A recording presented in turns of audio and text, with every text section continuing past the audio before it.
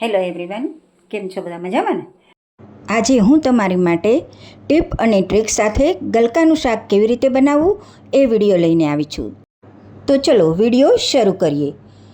ગલકાનું શાક બનાવવા માટે મેં 2 નંગ ગલકા લીધા છે. હવે ગલકાને આપણે સમારી લેવાના છે અને પાણીમાં ધોઈ લેવાના છે. એનું પાણી તરત જ નિતારી લેવાનું છે, નહીંતર ગલકાના શાકમાં પાણી રહેશે.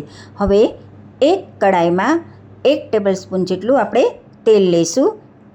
તેલ થોડું ગરમ થઈ જાય એટલે તેલમાં આપણે અડધી ચમચી જેટલી મેથી એડ કરીશું. જી હા, આપણે અત્યારે ગલકાના શાકમાં મેથીનો ઉપયોગ કરવાના છીએ, તો આ ટિપ્સ જરૂરથી ફોલો કરજો. અને 1/4 ટીસ્પૂન જેટલી હિંગ એડ કરીશું અને 1/4 ટીસ્પૂન જેટલો હળદર એડ કરીશું. હવે આપણે જે સમારીને ગલકા રાખ્યા હતા એ અંદર એડ કરી દઈશું.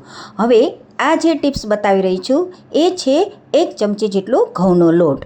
ઘઉંનો લોટ એડ કરવાથી ગલકાના શાકમાં પાણી નહીં છૂટે, માટે ઘઉંનો લોટ જરૂરથી એડ કરજો અને એને થોડીવાર સાતળી લેજો, જેથી કરી ટેસ્ટ વધારે સરસ આવે. હવે 1 ટીસ્પૂન જેટલું લાલ મરચું પાવડર, 1 ટીસ્પૂન જેટલું ધાણા જીરું એડ કરીશું અને એને સારી રીતે મિક્સ કરી લઈશું. અને સ્લો ટુ મીડિયમ ફ્લેમ ઉપર શાકને આપણે ચડવા દઈશું. મેથી અને લોટ નાખવાથી શાકનો ટેસ્ટ સરસ આવે છે, માટે જરૂરથી આ ટિપ્સ ફોલો કરજો. હવે શાક ચડી ગયા પછી જ તમારે અંદર મીઠું એડ કરવાનું છે, જેથી કરી મીઠાનું પાણી છૂટે નહીં, માટે આ ટિપ્સ પણ ફોલો કરજો.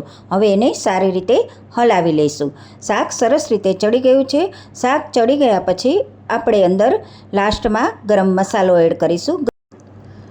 ગરમ મસાલો આપણે 5 ચમચી જેટલો એડ કરવાનો છે. ગરમ મસાલો લાસ્ટમાં એડ કરવાથી શાકની સુગંધ સરસ આવે છે, તો જરૂરથી આ ટિપ્સ પણ ફોલો કરજો. શાક બનીને રેડી થઈ ગયું છે. બન્યું છે ને એકદમ ટેસ્ટી અને યમ્મી, જરાય પણ પાણી દેખાય છે. જો શાકને મેં સર્વ કરી દીધું છે. મારી ટિપ્સ પસંદ આવી હોય તો જરૂરથી ફોલો કરજો. હવે મળીશ નવી ટિપ્સ અને ટ્રિક્સ સાથે. Bye bye.